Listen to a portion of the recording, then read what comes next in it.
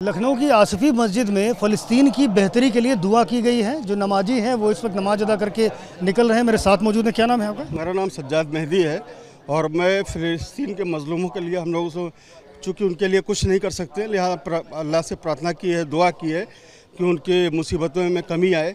Israel जैसा super power जिसकी कोई जोड़ नहीं वर्ल्ड में, और मुट्ठी भर के लोग फ़लस्तीन उनकी छोटी सी एक ज़मीन को कब्जाया, और उसके लिए फ़लस्तीन के लोग जो हमास है एक संगठन है जिसको आतंकवादी कहा जा रहा है, आतंकवादी न कहा जाए, ये हमें तकलीफ़ होती है। और चूँकि वो अपने हितों के लिए लड़ाई, अपनी ज़मीन की रक्षा करने, हमास के संगठन ने किसी वर्ल्ड में किसी और मुल्क में कोई आतंकवादी घटना नहीं करी है, ना आज तक की है। लेकिन चूँकि मीडिया में एक परसेप्शन बन चुका है कि आतंकवादी संगठन, अगर इस वक्त हमास ने अपने डिफेंस के लिए इतना बड़ा अटैक किया है, काफ़ी तैयारी से किया, कैसे किया ये तो कोई सोच नहीं सकता। लेकिन पिछले 75 साल से इजराइल उनकी ज़मीन भी छीन रहा है, उनके बच्चों को भी मार रहा है, उनकी औरतों को भी मार रहा है। ये एक प्रतिक्रिया है, एक डिफेंस के तौर पर उन लोग वो कर रहे हैं और अपनी लड़ाई को जीतेंगे। ये हो सकता है वो ख़त्म हो जाए। मैं आपकी बात मान लेता हूं कि हमास जो है वो इजराइल जो आतंक बरपा रहा है उसका बदला लेने के लिए इस तरह किया, लेकिन आपको लगता है कि जो मजलूमों की हत्या की गई उसके बदले इजराइल के भी महिलाओं की, बच्चों की हत्या गलत हो रहा है। ये दोनों तरफ से गलत हो रहा है। अगर हमास उनकी यानी इनोसेंट लोगों की हत्या कर रहा है वो भी गलत है, और इजराइल जो इस वक्त कर रहा है पिछले 6 दिन से, उसने पूरा खंडहर बना रखा है, उसमें औरतें, बच्चे, बूढ़े सब मर रहे हैं। आतंकवाद वो जो हमास के लोग भी मर रहे हैं, लेकिन उसमें इनोसेंट लोग ज़्यादा मर रहे हैं। तो हम ये दोनों लोगों से अपील करना चाहते हैं कि दोनों लोग इसमें हमारा भारत, हमारी भारत सरकार और वर्ल्ड के तमाम मीडिया के सारे लोग इसके अंदर एक ऐसी कुछ पहल करें कि दोनों लोगों को शांति के रास्ते पे करके, जो अटल जी ने और गांधी जी ने जो थ्योरी दी है, 2 नेशन थ्योरी, उस थ्योरी पर ला के इस मामले को शांत कराया जाए। शांति की पहल की जानी चाहिए, लेकिन क्या लगता है जो अशांति शुरू हुई वो किसने की? शुरुआत किसने की? पहले जो कहा जा रहा है कि दोनों तरफ से शांति होनी चाहिए, लेकिन जो हमास ने किया उसको क्या कहेंगे? शुरुआत उधर से हुई। हमास तो इतने दिनों से सहता हुआ, उसके बाद उसने कुछ किया है। आप रोज़ मारते हैं, आए दिन सुनते हैं या खबर देखते हैं कि नहीं? आप भी चलाते हैं, खबरें तो देखते ही होंगे। तो उस बिना पे तो भाई आदमी कुछ ना कुछ अपना डिफेंस करेगा ही ना।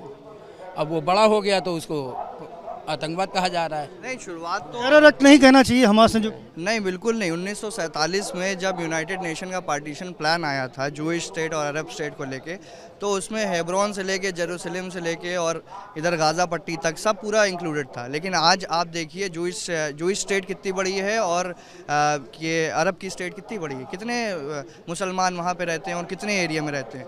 11 बाय 50 किलोमीटर के एरिया में 2 लाख की, 22 लाख की, 25 लाख की पॉपुलेशन, 2 मिलियन की पॉपुलेशन इतनी छोटे जगह में रह सकती है? पॉसिबल है?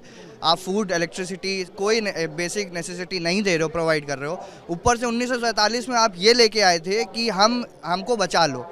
जो जूस आए थे वो हमको जर्मन से बचाने के लिए कि हमको शरण दे दो, शरण दी इसराइल को, गाज़ा ने। और आज वही जो आपके घर में अगर आपका किराएदार आके रहने लगे और कल को वही किराएदार आपको निकाल के बाहर करे, तो क्या ये सही होगा?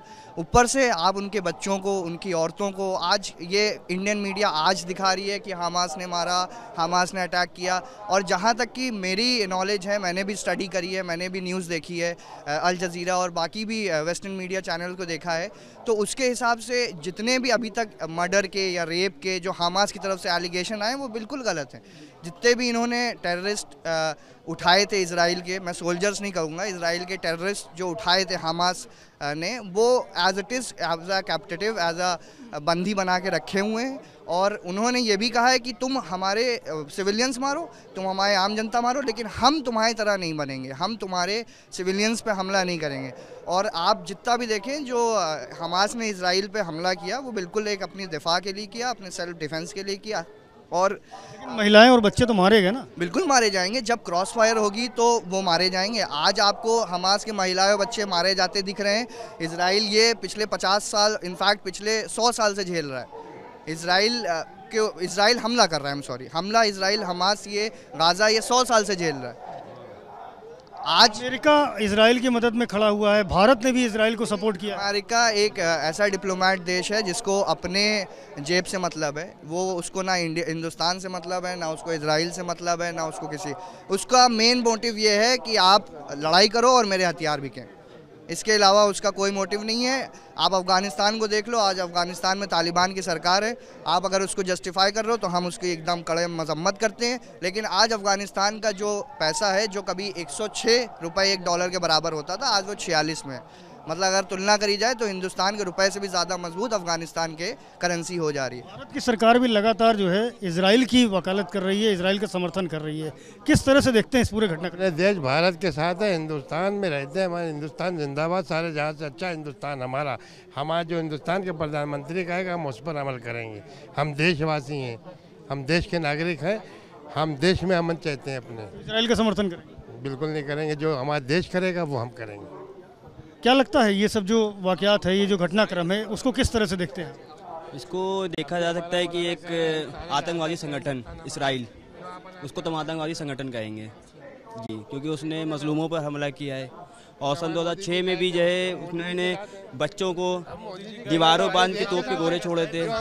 ये जो है न्यूज़ नहीं दिखा रही है। आज जो मतलब इसराइल में जो जुल्म हो रहा है वो दिखा रही है, और जो फ़लस्तीन में जुल्म है वो नहीं दिखा रही है। और न्यूज़ को ये भी दिखा रही है। अभी यूक्रेन और रूस में जो है जब लड़ाई हो रही थी तो हिंदुस्तान जो है वो यूक्रेन का साथ दे रहा था। क्यों? क्योंकि जो है रूस तो जो है उसके ऊपर कब्जा कर लगा था यूक्रेन की ज़मीन पर, तो यूक्रेन की ज़मीन वो हथियार है। तब अगर वो उसका पक्ष ले हिंदुस्तान, तब जो है आपका ये जायज़ है, ठीक है। और आज जब फ़िलिस्तीन अपना हक मांग रहा है तो आप जो है कह रहे हैं कि वो साहब जो है वो मजलूम है, वो इजराइल, हम इजराइल का साथ देंगे। ये कैसे हो सकता है? एक ही सिक्के के दो पहलू कैसे हो सकते हैं? कभी आप यूक्रेन का साथ देते हैं और कभी आप जो है वो इजराइल का साथ देने लगते हैं।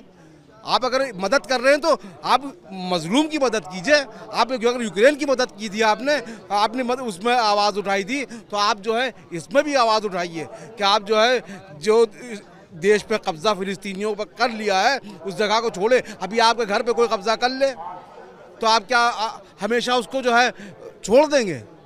आप कभी खाली कराएंगे? नहीं कराएंगे। आपके पास पावर है, आपके पास जो है टेक्नोलॉजी है, उनके पास क्या? उनके पास तो ईंट पत्थर है, ईंट पत्थर से वो लड़ाई करते थे। आज उन्होंने हमास अपना आतंकवादी गुट बनाया था कि उसको जो आतंकवादी बनाया जा रहा है कि वो आतंकवादी गुट है।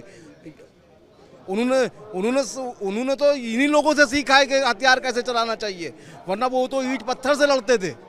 ये तो टेक्नोलॉजी में, पैसे में, सब में ज़्यादा है। लोग हैं जिनका कहना है कि हमास कतई आतंकवादी संगठन नहीं है, उसको गलत तरीके से आतंकवादी संगठन बताया जा रहा है। फ़लस्तीन पहले से ही अपनी जंग लड़ रहा था और अब इजराइल जो उस पर कर रहा है वो आतंकवादी कृत्य कहलाएगा। कैमरामैन फैसल के साथ संजय त्रिपाठी, ABP न्यूज़, लखनऊ।